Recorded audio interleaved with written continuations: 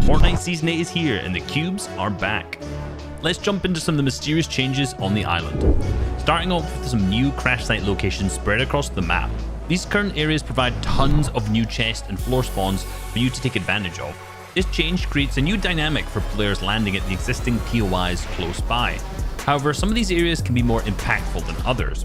With areas like Smash Stronghold, which is south of the Stealthy Stronghold, Shattered Saucer, which is between Believers Beach, Holly and Boney, and Leveled Lake, between Misty Meadows and Lazy Lake, being the most impactful to the overall competitive season. These POIs are some of the most sought after on the entire map, and now there's more players dropping around them and rotating into them. For example, previously the teams landing Believer Beach, Holly Hedges and Boney Burbs always had a difficult time getting Storm Surge on each other because there were top level teams landing there uncontested on most regions. However, now there's a new landing spot straight in the middle of this triad, further interrupting that dynamic. If you're landing Shattered Saucer or any of the other new crash sites, prepare to loot fast and rotate quickly to avoid being W-keyed by one of the surrounding POIs. These crash sites give you all the tools you need to do so as well, as they also now provide with a new way to rotate with the use of the slipstream.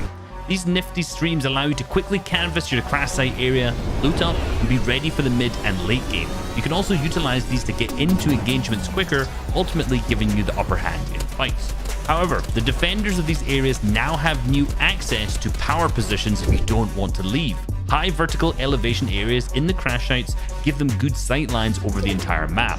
Not only this, but because the slipstreams are there, you can also do a rather large split on the map, covering a large horizontal area, and this will give you 360-degree sightlines for those nasty Storm Surge tags. If you get pushed by a team, simply jump straight back into the slipstream and get back to your teammates, which is something you simply cannot do in any other areas of the map. Now, another new change you also have to keep in mind is the increased availability of launch pads. With more floor spawn locations in these crash sites, you'll find more launch pads than ever before, providing an easier path for rotating mid-game and taking height for the end game as well.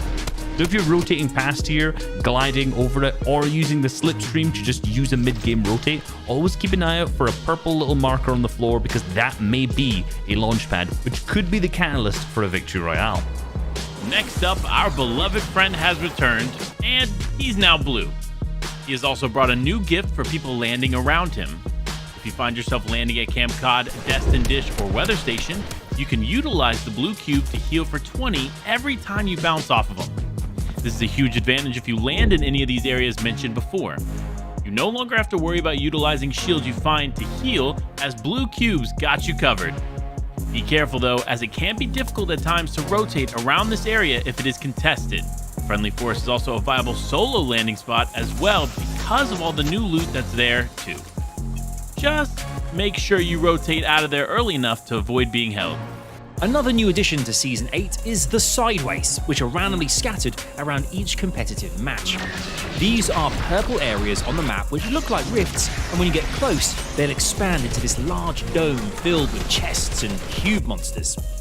There's a variety of cube monsters in there, but each one will give you between 3 to 10 shield depending on the type, and I'd recommend fighting them with weapons that use mini ammo such as the SMG or Sideways minigun. These are the fastest way to eliminate them, and you can save your medium ammo for later.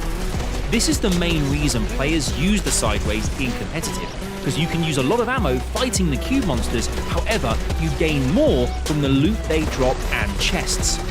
If you need to heal or reload, don't do that inside the Sideways. You can just walk out as the monsters can't leave. However, all of this commotion is loud and attracts a lot of attention, so be careful of nearby teams sneaking up and fighting you in the Sideways, as they'll have the advantage if they beam you first.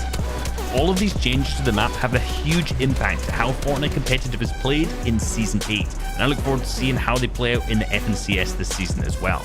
We hope you enjoyed, and we'll see you on the Battle Bus. Beep beep!